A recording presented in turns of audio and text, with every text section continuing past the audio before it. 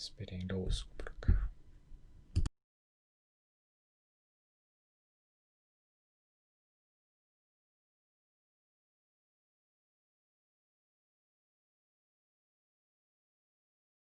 Muy bien, vamos a leer entonces juntos la palabra de Dios en esta noche. Dice así el Salmo número 49. Oíd esto, pueblos todos. Escuchad, habitantes todos del mundo, así los plebeyos como los nobles, el rico y el pobre juntamente. Mi boca hablará sabiduría, y el pensamiento de mi corazón inteligencia. Inclinaré al proverbio mi oído, declararé con el arpa mi enigma. ¿Por qué he de temer en los días de adversidad, cuando la iniquidad de mis opresores me rodeare? Los que confían en sus bienes y de la muchedumbre de sus riquezas se jactan. Ninguno de ellos podrá en manera alguna redimir al hermano, ni dar a Dios su rescate, porque la redención de su vida es de gran precio y no se logrará jamás, para que viva en adelante para siempre y nunca vea corrupción. Pues verá que aún los sabios mueren, que perecen del mismo modo que el insensato y el necio, y dejan a otros sus riquezas. Su íntimo pensamiento es que sus casas serán eternas, y sus habitaciones para generación y generación. Dan sus nombres a sus tierras, mas el hombre no permanecerá en honra. Es semejante a las bestias que perecen. Este, su camino es locura. Con todo, sus descendientes se complacen en el dicho de ellos. Como a rebaños que son conducidos al Seol, la muerte los pastoreará, y los rectos se enseñorearán de ellos por la mañana.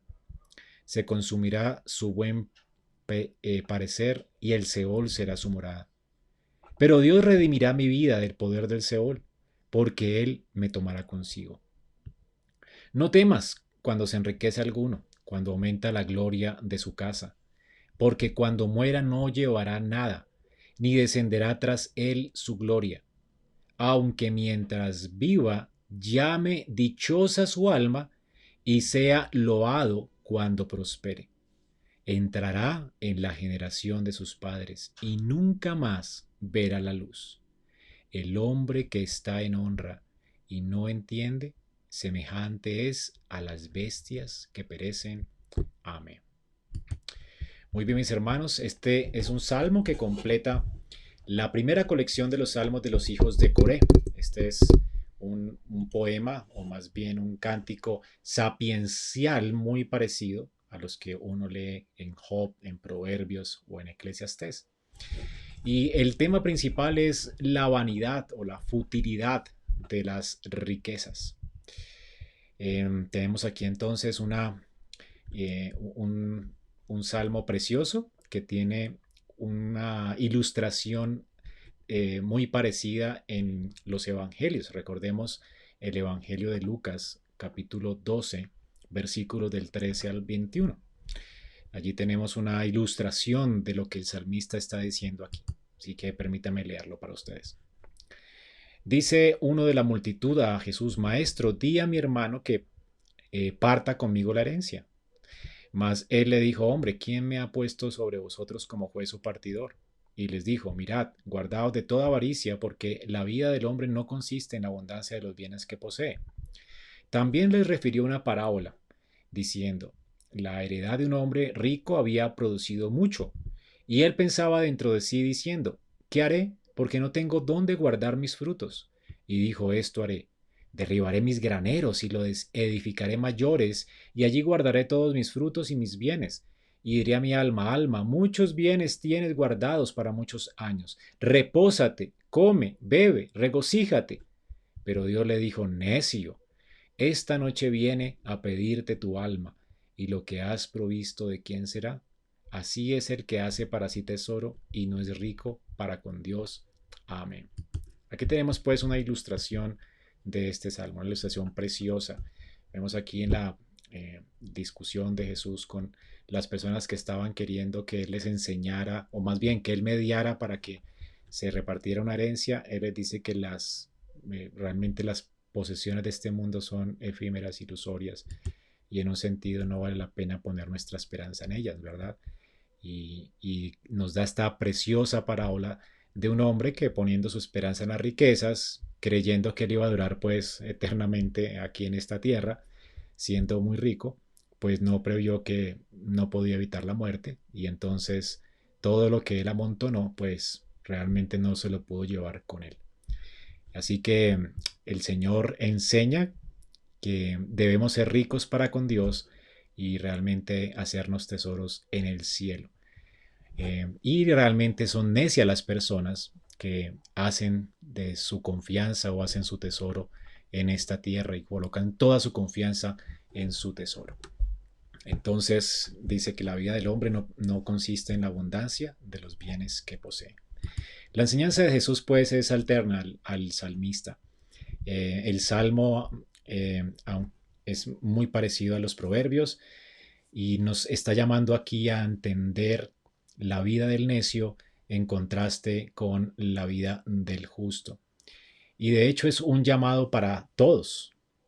El salmista está hablando aquí de cómo las personas que viven en este mundo, tanto cultos como incultos, como ricos, como pobres, todos están incluidos aquí. Es un llamado para todos. Si notan allí las primeras palabras del salmista, todos deberíamos adquirir sabiduría de este salmo. Oíd pues, pueblos todos, escuchen habitantes todos del mundo, todos los nobles, los plebeyos, los educados, los no educados, los ricos, los pobres, todos deberíamos adquirir sabiduría de aquí. Uno podría pensar, bueno, esto es un salmo que habla de la confianza en las riquezas, el pobre no necesita de esta sabiduría, pero es el que de hecho posiblemente sea el que más la necesite, como veremos ahora también es un discípulo del rico. En un sentido, el pobre también puede estar colocando su esperanza en las riquezas aunque no las tiene. Así que en nuestro contexto cultural, muchos de nosotros pues no tenemos gran riqueza, no tenemos una riqueza que hayamos amontonado, pero posiblemente hayamos comprado el pensamiento consumista de nuestro tiempo y aún hayamos comprado entonces este pensamiento de que la seguridad nuestra, la tranquilidad nuestra depende de los bienes que poseemos. Y estamos tan enfocados en, aunque no tengamos, en adquirir cosas y en amontonar cosas, y pensamos que tal vez en un futuro podríamos ser más prósperos y esto nos va a brindar mejor tranquilidad, nos olvidamos de que definitivamente la vida nuestra no consiste en las cosas que poseemos y nos desperdiciaremos nuestra vida si no colocamos realmente nuestra mira en las cosas de arriba. Así es que vamos a estar viendo este salmo, viendo que realmente todos somos llamados a evaluarnos a la luz de este salmo. Es un cántico que nos recuerda eh, eh, realmente en qué consiste la vida y nos recuerda el fin de los que ponen su confianza en las riquezas. Y obviamente aquí habla de otros temas importantes, pero el tema importante es este, ¿no? Lo efímero de la riqueza, lo fútil de las riquezas, cómo no vale la pena colocar nuestra confianza en ellas y cómo aquel que confía en el Señor pues será redimido y obviamente tiene una herencia eterna y esta herencia pues realmente nunca le será quitada. Entonces vamos a ver cómo lo que el salmista dice realmente es fruto de la sabiduría de Dios. Él no está elocubrando acerca de lo que realmente es el buen vivir, sino más bien lo ha recibido de parte de Dios. Así que noten cómo el versículo 3 y 4, el salmista nos dice estas palabras: mi boca hablará sabiduría y el pensamiento de mi corazón inteligencia. Sabiduría e inteligencia, enigma, son palabras sinónimas. Dice, inclararé el proverbio mi oído, declararé con el arpa mi enigma. El mismo salmista entiende que él va a hablar sabiduría de parte de Dios, es decir, que lo que está hablando es inspirado por Dios.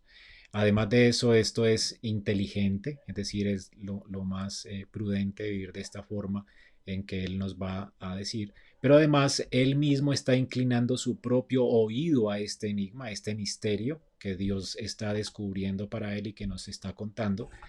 Y él mismo nos lo va a declarar como un cántico a través con el arpa, ¿no? Es un enigma, algo que está oculto que Dios está dándonos a conocer de manera que podamos vivir sabiamente y no como los necios. Así que, y el mismo salmista está interesado en inclinar su oído a este pensamiento, a esto que es inteligente y sabio, esto que viene de parte de Dios. Así que esto es una palabra que viene de parte de Dios, que es cantada y recitada para que nosotros podamos evaluar la vida, nuestra vida, a la luz de esto tan sabio.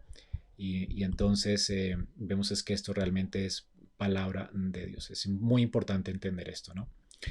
El mismo salmista entonces se humilla y ese misterio tiene que ver entonces con la futilidad de las riquezas y con el fin de las personas que ponen su confianza en ellas y que se jactan en ellas. Y al mismo tiempo, en la mitad del salmo, como la idea principal, es el consuelo que los justos pueden tener en esta vida, ya que ellos tienen vida eterna y la seguridad de que un día Dios mismo les llevará con él. Así que aquí tienen que ver, todo este salmo tiene que ver con la confianza que tienen los creyentes a la luz de la desesperanza o de la desesperación de los que ponen su confianza en las cosas de este mundo. El salmista aquí, o más bien el salmo, lo podemos dividir en 5 partes. La primera la tenemos la introducción, la segunda está desde el versículo 5 al 9. La introducción es una invitación a escuchar lo que él va a decir a través de este cántico, este oráculo de Dios para nosotros. La segunda tiene que ver con la futilidad o la inutilidad de confiar en las riquezas y que donde no debe estar puesta nuestra confianza. Y la parte 3 del versículo 10 al 12 nos habla de lo ineludible que es la muerte y de cómo realmente poner nuestra confianza en lo fútil de esta vida, pues va a hacer que perdamos toda esperanza. Luego está el punto principal o el eje del sermón, está en el versículo 13 al 15 y es el contraste entre los que confían en las riquezas, los necios, y los sabios que confían en Dios. Entonces el fin de uno y el fin del otro. Y por último, a manera de conclusión, es un llamado a todas las personas para que sean sabios, del versículo 16 al 20. Comencemos viendo entonces, habiendo visto la introducción, veamos la futilidad de confiar en las riquezas. Versículos del 5 al 9. Dice, ¿por qué temer en los días de adversidad cuando la iniquidad de mis opresores me rodease? Parece ser que los ricos son las personas que están oprimiendo a este hombre, a este salmista, y él entiende entonces que no debería temer la adversidad cuando estos hombres ricos le están rodeando y le están oprimiendo. Normalmente los ricos siempre o por lo general se convierten en opresores de los pobres. Y luego entonces él habla acerca de estas personas que confían en sus bienes y que se han hecho ricos en su confianza. Y dice que los que confían en sus bienes y de la muchedumbre de sus riquezas, ellos se jactan, andan jactanciosamente. Ninguno de ellos podrá en gran manera redimir al hermano, ni dar a Dios su rescate, porque la redención de su vida es de gran precio y no se logrará jamás. Ellos no pueden comprar con el dinero su redención, para que vivan adelante para siempre y nunca vea corrupción. Entonces vemos aquí la primera parte del salmo, la futilidad o lo inútil que es confiar en las riquezas. Y noten esto, es muy obvio de decir que es inútil confiar en las riquezas porque ninguno de nosotros ha visto que un muerto se muera y se lleve lo que tiene, ¿verdad? De hecho es algo tan obvio, es lo que el salmista está diciendo aquí. Es bien sabido que ninguno de nosotros puede llevarse algo de esta vida.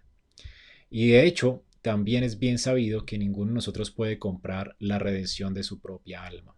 Y esto es realmente lo obvio de este salmo.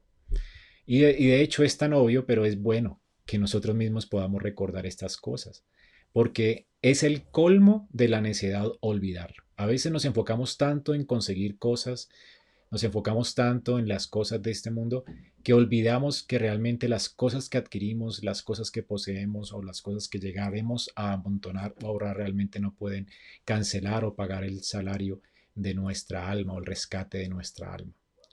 Y como bien saben todos ustedes, realmente en todos nosotros fuimos creados para vivir eternamente. Dios nos creó y colocó eternidad en nuestro corazón. Al final todos nosotros vamos a vivir eternamente. Sea que pasemos una eternidad en el infierno o sea que pasemos una eternidad del lado de Dios. delante de Dios. Así que todos nosotros deberíamos estar preparados en esta vida para nuestra eternidad y deberíamos de estar enfocados en eso, no en acumular riqueza, sino más bien en prepararnos para la eternidad. Cualquiera de nosotros, todos nosotros va a morir, pero la muerte no será el fin de la existencia. Nuestra alma, ¿verdad? Irá ya sea al infierno o al cielo, y de hecho nuestros cuerpos un día serán resucitados y unos irán al infierno y otros irán a la presencia de Dios. Pero todos vamos a resucitar, todos nosotros fuimos creados para la eternidad. El punto es dónde vas a pasar la eternidad. ¿Te has preguntado eso? Y ese es el punto del salmista. Eres alguien redimido realmente y tienes que entender que la plata no va a comprar tu redención. Un hombre llamado Voltaire, ustedes lo conocen, era un ateo famoso. Siendo un hombre muy rico, él estaba ya a punto de morir y en medio de su muerte, que era muy dolorosa, desesperadamente le gritó a su médico: oye, te daré la mitad de mi fortuna si me das 6 meses más de vida. El punto es que el médico no podía hacer esto y obviamente este hombre murió gritando. Eh, Así que con toda y su riqueza, Voltaire no pudo detener el avance de la muerte y murió en su desesperación. Así que ninguno de nosotros puede detener la muerte, ninguno de nosotros podrá detener de hecho el juicio de Dios, ninguno de nosotros lo puede hacer. Es algo inminente, la muerte va a venir y todos nosotros tenemos que un día comparecer delante del tribunal de Cristo. ¿Qué va a pasar entonces? ¿Qué va a pasar con tu alma? Y tú sabes que eres un pecador. ¿Qué va a pasar contigo? Tu dinero va a perecer contigo y de hecho no vas a poder llevarte un centavo de aquí. Y con tu dinero no vas a poder comprar tu alma para ser redimida. En el tiempo de la Reforma Protestante tenía la iglesia en medio de su oscuridad la idea de que alguien podía redimir su alma pagando unas indulgencias, ¿se acuerdan? Y este fue el grito de la Reforma Protestante con Martín Lutero, obviamente condenando esto que no es una enseñanza bíblica. El mismo salmista lo condena. Dice: porque la redención de su vida es de gran precio y no se logrará jamás. O sea, no es posible pagar por ella. Sin embargo, antes de la reforma, la Iglesia Católica Romana estaba promoviendo pago de indulgencias para rescatar el alma o para rescatar el alma de un familiar del infierno, aún la propia alma de uno del infierno. O sea, ¿puede alguien comprar realmente con precio su alma?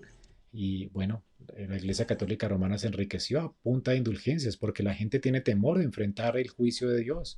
Sin embargo, nadie va a poder enfrentar el juicio de Dios y va a poder sobornar a Dios para que este juez justo no le condene. Todos merecemos la condenación y el infierno. ¿Quién puede redimir su alma? Es algo imposible, no se logrará jamás. De hecho, el único que puede pagar el precio de nuestra alma es Dios mismo, y es lo que el salmista va a decir en la mitad del salmo. Es la razón por la cual el salmista habla de que nadie podría, de hecho, pagar por la redención del alma de otro, porque sí es posible, es decir, sí es posible pagar por la redención de otro, pero para el hombre es imposible. O sea, tú no puedes pagar por la redención de ninguno de tu familia. Es decir, pero Dios sí puede pagar un precio por la redención de un alma, y el precio infinito que Dios pagó fue la sangre de su propio Hijo. Sé que Cristo vino para redimirnos de nuestros pecados, lo que es imposible para nosotros hacer, aun con toda la riqueza que pudiéramos tener, es posible para Dios.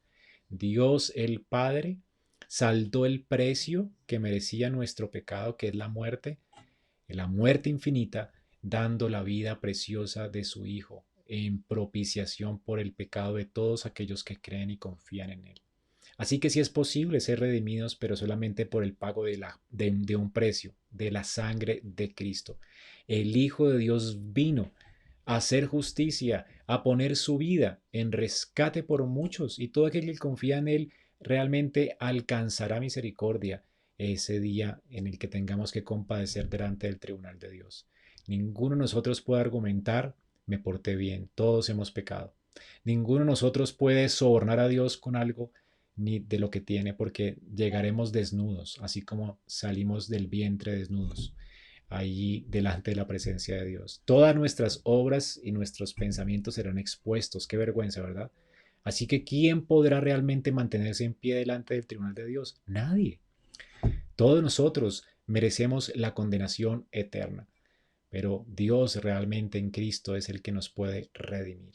Nadie puede, no se puede lograr jamás la redención de una vida por el pago de un precio humano, pero sí por el pago de un precio divino, que es lo que vamos a ver ahora.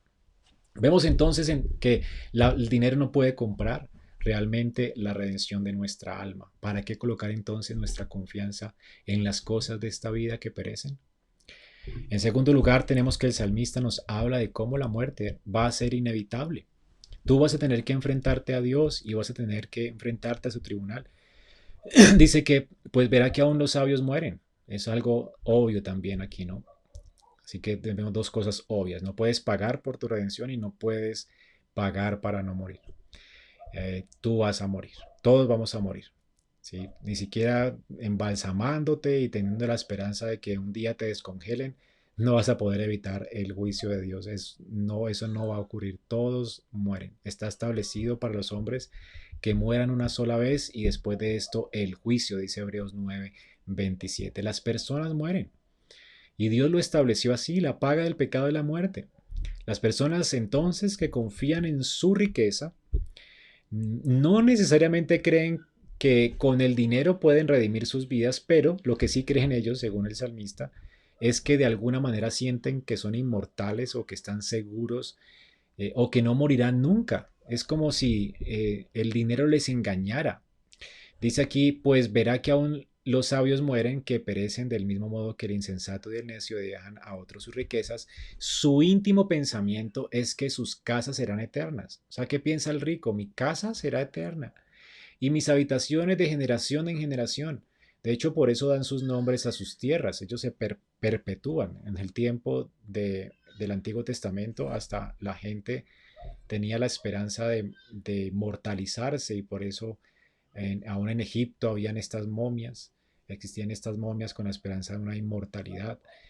Y esto es lo que queda a alguien rico y poderoso, ¿verdad? Que va a ser inmortal o algo así, y que puede llegar a la inmortalidad. Y algunos llegarán a pensar que no van a morir nunca y que van a poder perpetuar aún su nombre de generación en generación. El salmista nos dice que esto es una necedad. Sí, es algo que es necio, pues él mismo está viendo que aún los más sabios mueren. Y todos perecen, hasta los insensatos perecen, y el necio perece, todos perecen. Así que el punto del salmista es que la muerte es algo inevitable. Cuando llega, ¿verdad? No podemos realmente evadirla. Nadie la puede evadir. Así que Dios tiene contado el número de nuestros días y el día que nos tocó, ese día vamos a morir, va a ser inevitable. Esto debe ser hasta consolador bueno, si hay alguno como yo que a veces piensa tanto en que tal vez pueda morir pronto o algo así, pues uno no va a alargar sus días. Nadie puede añadir a su estatura un codo, así que no tendremos que afanarnos por cuándo moriremos, porque Dios tiene contado el número de nuestros días. Y más bien sí tenemos que afanarnos por estar preparados para ese día. Así que es una verdad obvia. Todas las personas vamos a morir. Sin embargo, aunque lo veamos y aunque toda nuestra generación se está muriendo, aunque veamos a nuestros padres morir, a nuestros hermanos morir, a nuestros abuelos morir, a veces nos negamos a reconocerlo. Aún en nuestra generación pensamos que somos inmortales, que nos vamos a durar toda la vida y realmente todas las generaciones mueren. Y aunque sabemos que vamos a morir, nos comportamos muchas veces como si fuéramos a vivir eternamente. Como los corintios, bebamos y comamos y vamos que mañana moriremos, a veces pensamos, ¿no? Y pues como si no fuese a pasar nada después de la muerte. Un comentarista habla de un hombre que era muy rico en Massachusetts y él había pasado la mayor parte de su vida pues comprando cosas, propiedades y tierras, y esa fue su pasión y se hizo de muchas tierras. Y había en su tierra un vecino que era muy pobre y tenía una pequeñita parcela en medio de sus tierras en expansión, y él le hizo un daño allí. Él era un agricultor muy pobre y se metió en muchos problemas económicos y le hizo un daño, y bueno, él fue demandado y, y se emitieron sentencias en su contra, y significaba que probablemente él iba a perder su tierra. El hombre rico bueno, se puso feliz porque sabía que muy pronto este hombre que nunca le quiso vender su parcelita, pues iba a perder su tierra y iba a estar disponible dentro de muy poco. Pero de alguna manera este hombre pobre cumplió con todos sus pagos y la deuda la saldó, ¿verdad? Y cuando él se enteró, este hombre rico y codicioso exclamó, bueno, mi vecino es aún anciano, es muy anciano y pues él no va a vivir mucho tiempo. Así que cuando este hombre muera, le voy a comprar el lote. Así que el asunto, dice el comentarista, es que el vecino tenía 58 años y este hombre rico, avaro, tenía 77 años, imagínate. Entonces, ¿qué pensaba él? Pues como que no iba a morir, no, el otro sí iba a morir rápido, pero yo todavía soy muy joven. Así que el salmista es lo que dice acá, ¿verdad? Este hombre realmente piensa que sus días no se van a acabar. Esa es la seguridad del hombre rico. El salmista finaliza la primera mitad del poema con esta frase: mas el hombre no permanecerá en honra. Este hombre no va a ser honrado, no va a permanecer en honra. Él quiere perpetuar su nombre, pero su nombre será borrado de la faz de la tierra y va a estar para siempre en un lugar de tormento eterno. Y de hecho dice que él es semejante a las bestias que perecen. Es algo tenaz, ¿no? Porque está hablando de la falta de sabiduría de este hombre. Este hombre no es una bestia, pero muere como una bestia. Las bestias mueren y obviamente el espíritu de un perro no va al cielo, ¿verdad? Es una bestia. Simplemente no tiene inmortalidad. Dios no creó a las bestias con eternidad en sus corazones. No son creadas a su imagen y semejanza. Pero este hombre muere como si fuera una bestia, semejante a una bestia, en el sentido en que no está pensando y está pensando más bien como de una forma animal. Y él dice que el camino de él es locura. Con todo, dice, sus descendientes se complacen en el dicho de ellos. O sea, como que él tiene discípulos que posiblemente no son ricos, son pobres, son seguidores, y aún ellos viven sin entendimiento y se complacen en el dicho de ellos. Y este es un tema muy recurrente en la literatura antigua, no solamente en la Biblia, el hecho de que personas vivan sin entendimiento, como necias o como animales.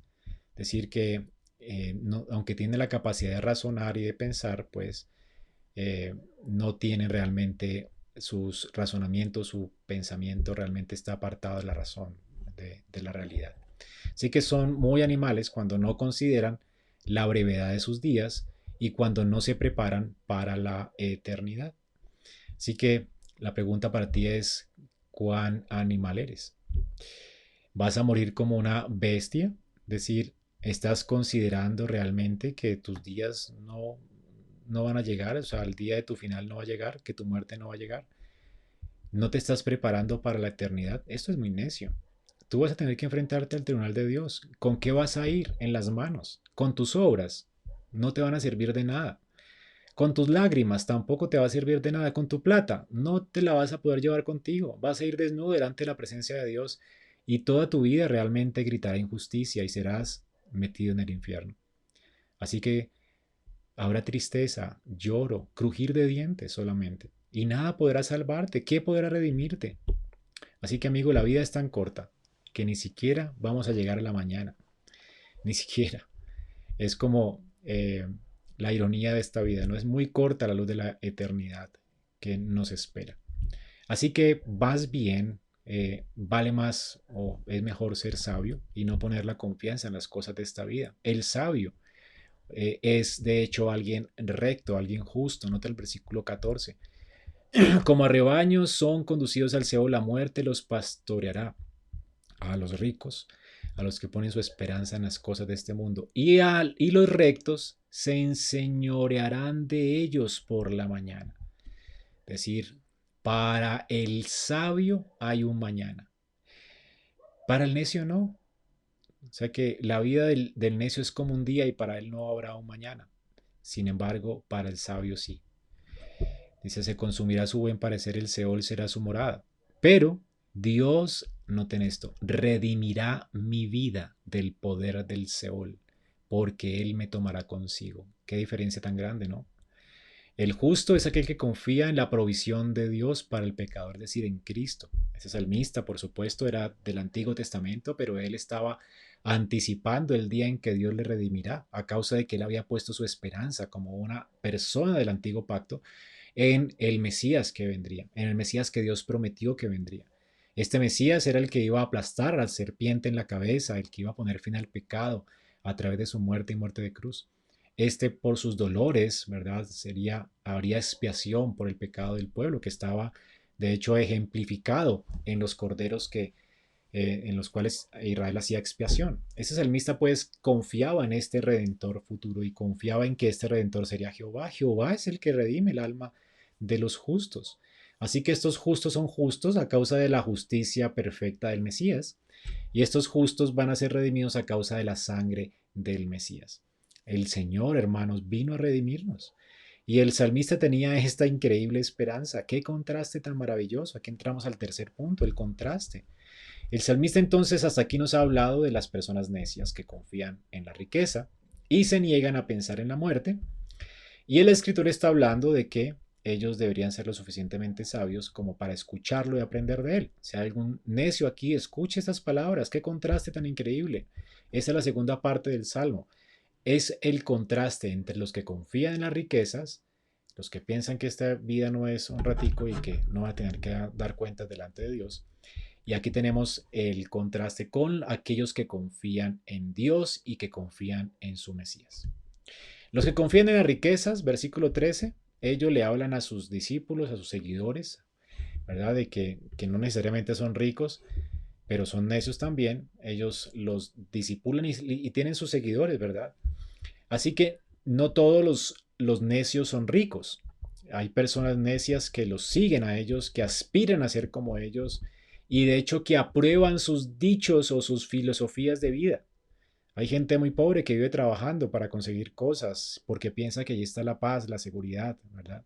Así que no es necesario ser rico para perecer o morir a causa de las riquezas. Siempre van a tener el mismo fin y tienen el mismo principio de vida.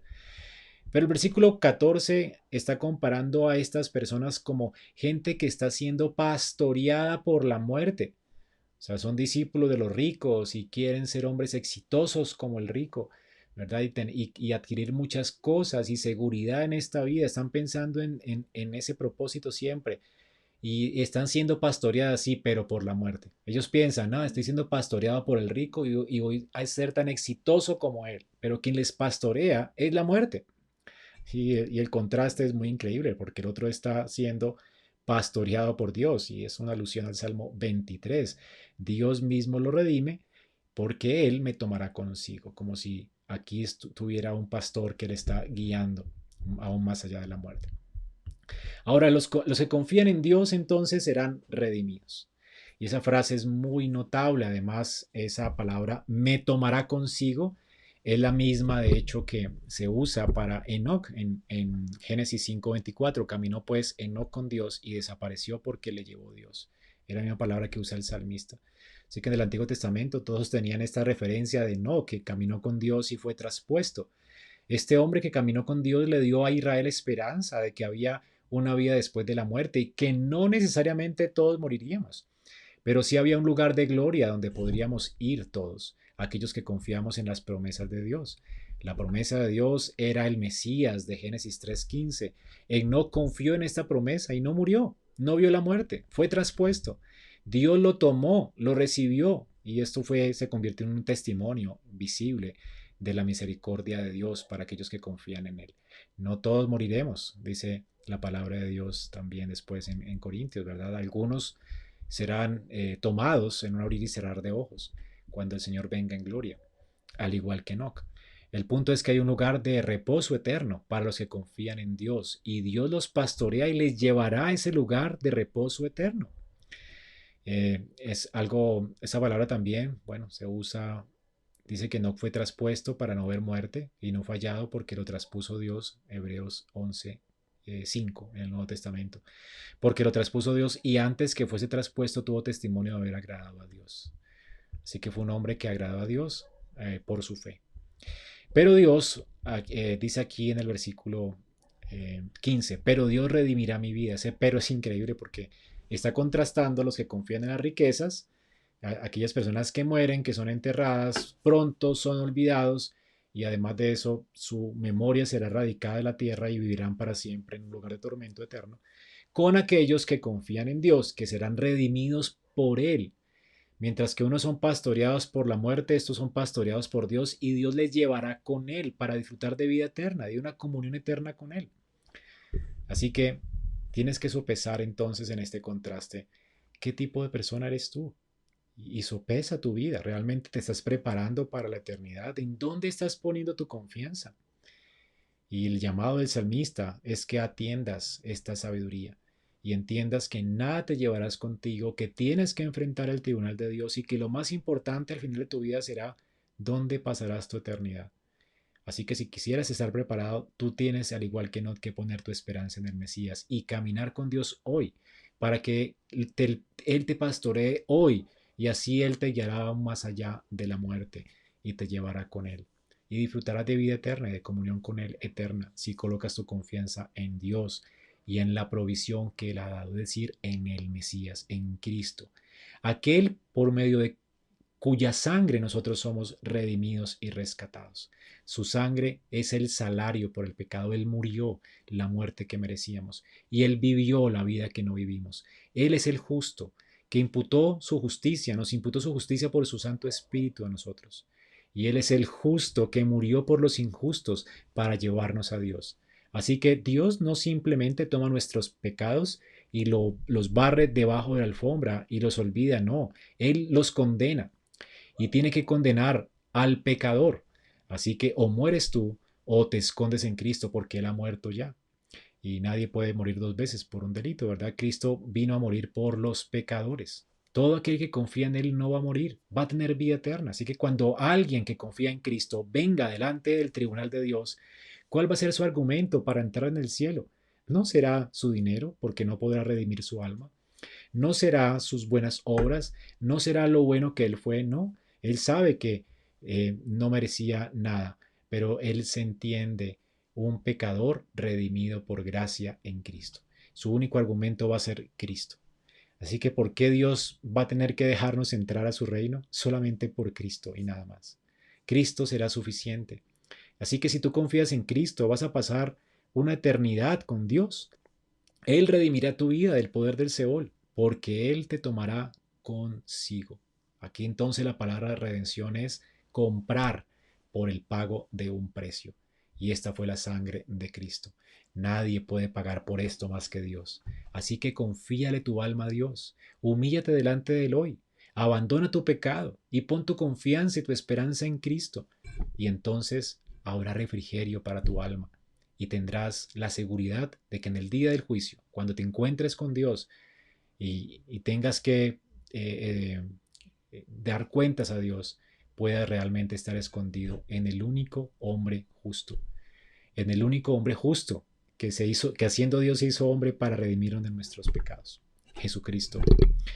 Ahora, para terminar, el llamado a la sabiduría, versículo 16. No temas cuando se enriquece alguno, cuando aumenta la gloria de su casa. No hay que temer. A la luz del oráculo divino, a la luz de esta sabiduría que Dios nos da, no debemos dejar que la riqueza nos intimide o que alguien rico nos intimide. Ni de hecho debemos permitir que nos desvíen para no pensar en serio en el destino de nuestras almas, ya que nada te llevarás contigo cuando mueras. Dice, cuando aumenta la gloria de su casa, porque cuando muera no llevará nada, ni descenderá tras él su gloria. Aunque mientras viva llame dichosa su alma, y sea loado cuando prospere. Entrará en la generación de sus padres y nunca más verá la luz. Será eterna la oscuridad que vivirá. El hombre que está en honra y no entiende, semejante es a las bestias que perecen. Otra vez el dicho de la mitad del Salmo. Así que es importante considerar en serio la pregunta del salmista o la pregunta que sugiere el salmista. ¿Estás confiando en Dios como tu redentor o estás confiando en tu riqueza? Es hora pues de que en esta noche tú puedas decidir aclarar tus prioridades en tu vida, ya sea que estés de ánimo o no para hacerlo, porque cuando estés muriendo ya no tendrás ánimo para hacerlo. Hay una nota de un predicador que fue llamado para hablar con un anciano que era muy avaro, ya estaba a punto de morir y quería que él orara por su alma, pero él no estaba dispuesto a tomar su mano mientras lo hacía. Entonces ellos hablaron sobre la vida después de la muerte. Este ministro le predicó, le preguntó deliberadamente en qué estaba confiando en ese momento. Y bueno, el avaro fue muy honesto y confesó que incluso cuando parecía estar respirando por última vez, debajo de la ropa de cama, sus manos estaban agarrando las llaves de su armario, donde él estaba almacenando sus tesoros, su dinero. Y él temía que le quitaran el dinero cuando muriera. Y por eso no quiso tomar la mano del predicador. Qué tonto, ¿verdad? A punto de morir y él piensa en el dinero que está dejando. Así que, amigo, no seas tonto. Relájate. Tu control sobre los tesoros debería desaparecer de tu vida. No tienes control de estas cosas. Más bien, coloca tu mano en la mano de Cristo, que murió para salvarte del pecado y del infierno y de la ira de Dios. Ven a Cristo hoy. Y hermano, si estás en Cristo, no te dejes intimidar por las riquezas y sigue poniendo tu mirada en Cristo, que es el autor y consumador de nuestra fe. Vamos a orar. Señor, muchas gracias por las palabras de este salmo, porque nos ayudan a adquirir sabiduría en medio de este mundo, que cada día, Señor, está tentándonos con los placeres, con las riquezas, para que sigamos y perdamos de vista realmente la eternidad de nuestras almas y no pensemos en las cosas eternas. Señor, gracias por enseñarnos sabiduría y enseñarnos realmente que la vida del hombre no consiste en los bienes o en las cosas que posee. Ayúdanos pues, Señor, en lugar de almacenar y atesorar cosas para nosotros, ayúdanos más bien a buscar, Señor, tener tesoros en el reino de los cielos. Ayúdanos a vivir para ti. Ayúdanos a mortificar nuestra carne. Ayúdanos a tener los pensamientos y los ojos puestos en Cristo, el autor y consumador de nuestra fe. Ayúdanos a vivir para servirle, aprovechar nuestra vida y prepararnos para caminar desde ahora con Él, de manera que podamos ser llevados con Él en gloria. Ayúdanos a caminar contigo como Enoc, que podamos ser pastoreados por ti, guiados por ti, que sea nuestra vida vivida a la luz de tu palabra, que podamos ser llevados de tu mano, Señor, tras todas nuestras sendas. Señor, ayúdanos, Señor, a vivir de una forma en que toda nuestra vida esté rendida a los pies de Cristo, como nuestro Salvador, Señor y Rey. Señor, esto te lo pedimos, Señor, que podamos vivir a la luz de la sabiduría de este salmo. Te lo pedimos en el nombre de Cristo Jesús. Amén. Muy bien, mis hermanos. Vamos a orar entonces por las peticiones de la iglesia en este momento.